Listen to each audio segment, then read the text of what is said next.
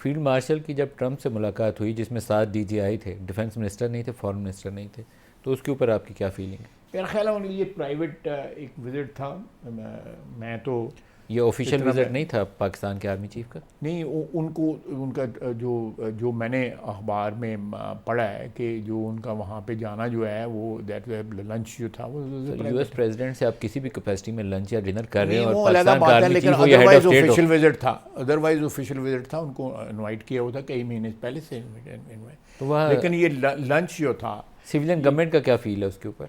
Sweden government का बड़ा अच्छा हमारा बहुत अच्छा फीड है कि उनकी वहाँ पे मुलाकात से जो है कई चीज़ें जो है आयरन आउट हुई हैं। कौन सी? आप इकोनॉमिक एजेंडा ही देख लें हमारा। अमेरिका में सपोर्ट कर रहा है जो इंटरनेशनल जो फोरम्स हैं, इकोनॉमिक फोरम्स जो हैं, जो जहाँ पे हमें फाइनेंशियल की ज़रूरत है, हमें अपने टैरिफ्स में उनकी ज़रूरत है। हमारी एक्सपोर्ट सबसे बड़ा हमारा पार्टनर जो है एक्सपोर्ट की मार्केट जो है वो यूनाइटेड स्टेट्स ऑफ अमेरिका है, तो उसकी ज़रूरत है। दूसरा ये है कि हमें डिप्लोमेटिक भी उनकी ज़रूरत है। एक वक्त था कि अमेरिका जो था वो हिंदुस्तान के साथ जो है बड़ा क्लियर कट खड़ा होता था।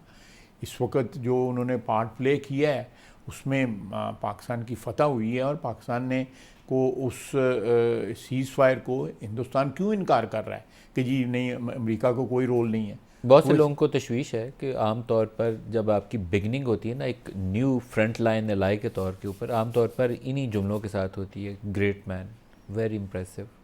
तो वो ये माजी के अंदर हम नहीं, तीन चार दफ़ा ये जुमले सुन मैं चुके हैं। आप जिधर जिधर रेफ़र कर रहे हैं मैं वो अंडरस्टैंड कर रहा हूँ।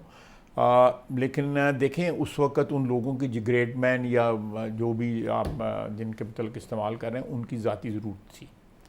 ये ज़ाती ज़रूरत नहीं है, ये एक कलेक्टिव ज़रूरत है आपके मुल्क की, आपके कौम की, आपके सिस्टम की, आपकी इकोनॉमी की, आपकी डिप्लोमेसी की। इन सब की एक ज़रूरत है, एक कलेक्टिव ज़रूरत है। लेकिन हम इसमें किसी इसमें अमेरिका के किसी फॉरेन पॉलिसी गोल का दोबारा हिस्सा बनने तो नहीं जा रहे? नॉट एट कॉस्ट जो हम बेयर ना कर सकें, ये नहीं होगा इंशाल्लाह ताला। क्योंकि हम जहाद अफ़गानिस्तान में फ्रंट लाइन लाए थे, फिर 9/11 के बाद दहशतगर्दी के ख़िलाफ़ फ्रंट लाइन लाए थे, सीटो सेंटो में हम एलाई थे, फिर जब वो ज़रूरत ख़त्म हो गई तो फिर हम मोस्ट सैंक्शनड एलाई थे।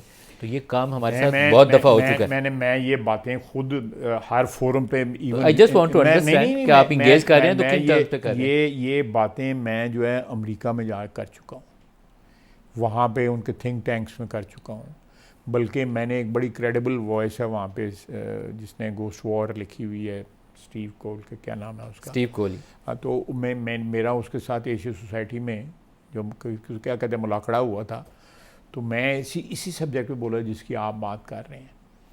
ये बिल्कुल उससे मैं समझता हूँ कि बिल्कुल टोटल डिपार्चर है जो जनरल मुशर्रफ, जनरल ज़िया और अयूब खान ने अमेरिका के साथ जो तल्लुकात जिनका कोई हमें फ़ायदा कहीं भी ना पहुँचा। हमें बिल्कुल it's a two way traffic, it's not a one way traffic. इसमें हमें इकोनॉमिक फ़ायदे भी होंगे, हमें डिप्लोमेटिक फ्रंट के ऊपर भी फ़ायदे हो रहे हैं, ऑलरेडी हो रहे हैं, इकोनॉमिक फ़ायदे भी हो रहे हैं। सर, ये नहीं तो डिसीजन जहाँ किसका हमें था? हमारा तो सांस लेना दुश्वार हुआ वो था ये इकोनॉमिकली जो है आज से 1 साल पहले। वो आप FATF के में क्लियर हो गए हैं, आपके वहाँ पे वर्ल्ड बैंक के अंदर जो है वो बार बार जो चीज़ जो है सर्कुलेशन में मंजूर होती है वो कहते हैं बोर्ड में लेके जाएं, इंडिया लेके जाता है, वहाँ पे हमें सारी सपोर्ट मिलती है।